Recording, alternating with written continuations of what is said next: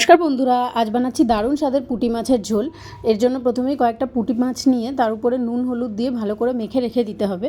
এরপর কড়াইতে সর্ষের তেল গরম করে মাছগুলোকে এপিটোপিট করে লাল করে ভেজে তুলে নিতে হবে। তো যতক্ষণ মাছ ভাজা হচ্ছে ততক্ষণ একটা মশলা করে নিই আমরা। একটা মিক্সিং জার নিয়ে তার মধ্যে কয়েকটা কাঁচা লঙ্কা, কয়েক টুকরো আদা, একটা টমেটো এবং কিছুটা পেঁয়াজ নিয়ে একটা পেস্ট বানিয়ে নিতে হবে। এরপর একটা কড়াইতে সর্ষের তেল দিয়ে তার মধ্যে জিরে তেজপাতা ফোড়নের জন্য দিয়ে দিতে হবে। এরপর লম্বা করে কেটে রাখা আলু দিয়ে দিলাম। আলুটা যেই একটু ভাজা হয়ে আসবে তখন দিয়ে দিলাম পেস্ট করে রাখা মশলাটা দিয়ে সামান্য একটু কষানোর পরে এর মধ্যে দিয়ে দিলাম নুন হলুদ এবং লঙ্কার গুঁড়ো। আবার খানিকক্ষণ কষিয়ে নিয়ে ঢেলে দিলাম একটু গরম জল। যখন দেখবে সবজিটা সেদ্ধ হয়ে গেছে, মানে আলুটা সেদ্ধ হয়ে আসবে, তখন মাছগুলো সব ছেড়ে দিতে হবে। মাছ দেওয়ার পর 3 মিনিট মতো ফুটিয়ে নিয়ে উপর থেকে একটু ধনেপাতা দিয়ে পরিবেশন করুন।